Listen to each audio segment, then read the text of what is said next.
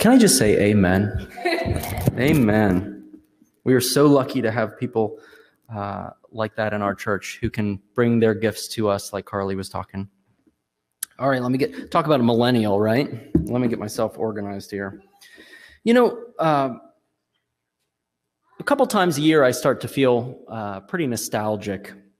And I think back on my childhood, and now watching my own two little kids, I often think back to my time as a little one myself. Among many of those fond memories include riding to school with my mom. So my mom taught elementary school. She was a teacher for many years, and my cousin and I were about 8 months apart. So we had the good fortune of not having to ride the bus and riding to school with mom. We, if we were lucky, would go through McDonald's and grab a Danish. I should say if we were on time. That's usually more accurate. But every day on the way to school, we would listen to a country music station called Moby in the Morning. I don't know if anybody's familiar with that. We would park in the back of the school, and Mom would always let us sit and eat the Danish and finish whatever song was on when we got into the parking lot before we went inside. So when I start feeling nostalgic, I grab Pandora or ask Alexa to pull up 90s country. Now, that particular station on Pandora covers pretty much everything that happened in the 90s, but every once in a while we get an early 2000s hit that sneaks in there. And so I titled this message today, Three Wooden Crosses, after the song written by Randy Travis and released on his Rise and Shine album in 2002. Some of you may be familiar. One thing about classic country, whether you like it or not, is that it has a reputation for telling a story. And this is not one of those songs that's an exception. While I was listening to this particular song, I heard a story that in the moment, I really needed to hear. So, like I said, whether you like it or not, classic country is going to tell us a story, and this story might be one that you need to hear as well. This particular song is about an unlikely group of 4 individuals who are traveling together on a bus to Mexico, and all for different reasons. Okay, it starts like this. A farmer and a teacher, a hooker and a preacher, riding on a midnight bus bound for Mexico. One was headed for vacation, one for higher education, and 2 of them were searching for lost souls. That driver never ever saw the stop sign, and 18-wheelers can't stop on a dime. There are 3 wooden crosses on the right side of the highway. Why there's not 4 of them, heaven only knows. I guess it's not what you take when you leave this world behind you. It's what you leave behind you when you go. And as I listen to the lyrics in the beginning of the song, I can't help but to see it as a bit of a metaphor for what we've gone through over the last 16 months or so. I mean, think about it. We've all lived a life where we felt mostly comfortable, right? We gathered here in this church each week, all for one reason or another, whether it was our vacation from the week, or maybe learning something about our faith or about the Bible through Pastor Steve's sermons, or perhaps we were lost and just searching for our lost soul. In the spring of last year, our world, again, correct me if I'm wrong, but started to feel a little bit like a bus crash, right? Things around us were changing so quickly, and many of us felt control slipping away. Now, when faced with what feels like such a tragedy, we're also faced with decisions about what we do and how we react in those situations. The things we say and do in that moment are sure to have an impact. The chorus says, it's not what you take when you leave this world behind you, but it's what you leave behind you when you go. So look around you now and look at all those sitting in the pews with you this morning. But more importantly, think about the people who used to be familiar faces who are not sitting in the pews with you this morning. Those perhaps who are not so familiar anymore. The song goes on in the next verse to explain.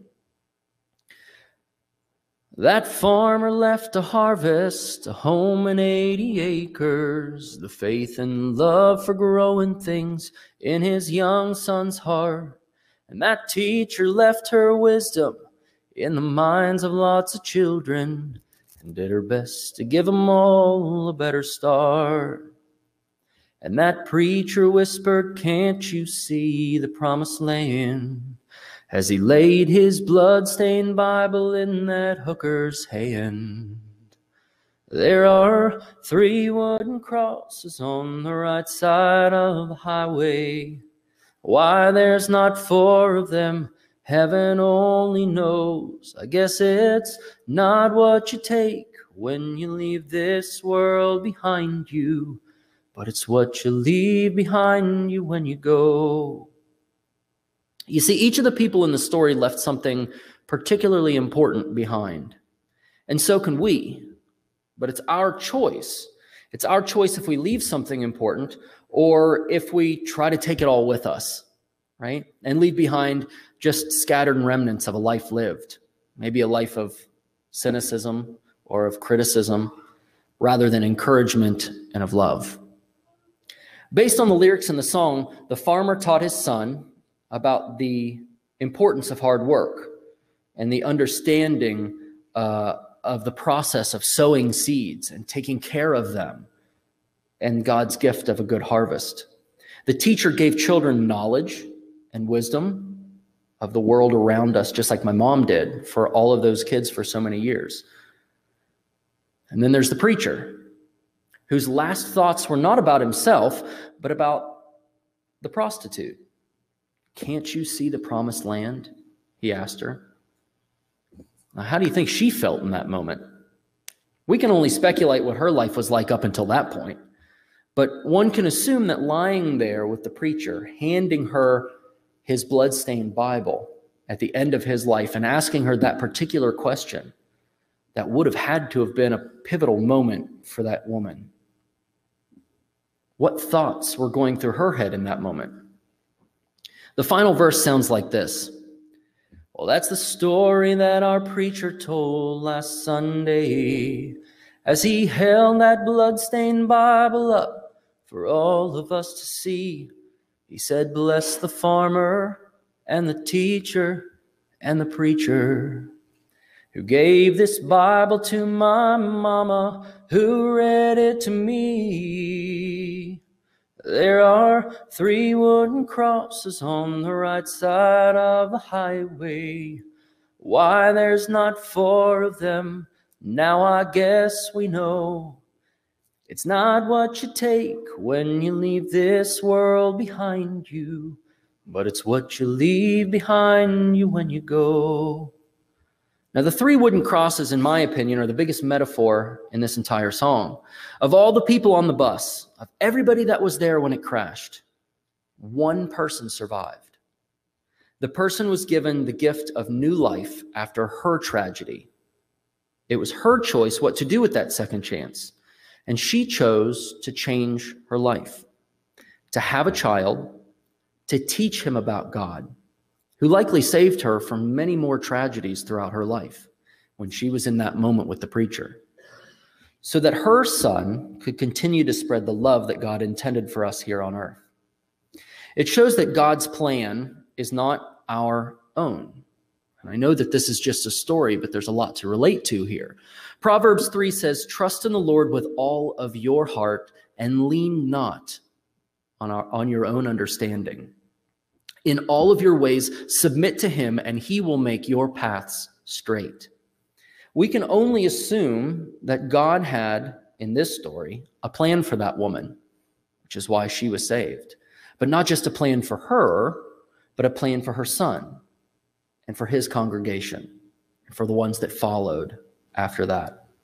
It's up to us to decide, are we going to listen and be a part of the plan that God has for us, for this church, and for this congregation's future? Now, look around you again. Think about all the people who used to sit beside you the ones who in the past you recognized as regulars. And while the past year may have felt like a tragedy, and perhaps this is one of those pivotal moments in which the song alludes to, more importantly, it's time to decide what we're going to do with our second chance. There are many who have disappeared from around us, and many more who are fading away. We can see that. But friends, we are the fourth cross. We are the ones who are left here to survive. The decisions of what we're going to do with our second chance may change the course of our lives, but it will certainly change the course of this church and our community forever.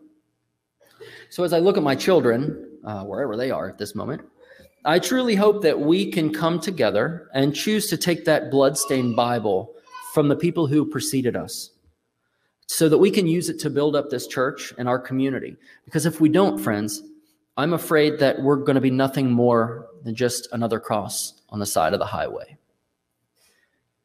There are 3 wooden crosses on the right side of the highway.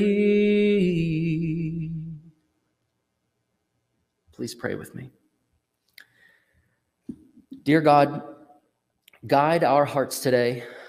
Give us the strength to face our second chance. Give us the courage to stand up and say, "Here I am, Lord." To love each other completely as we're called to do.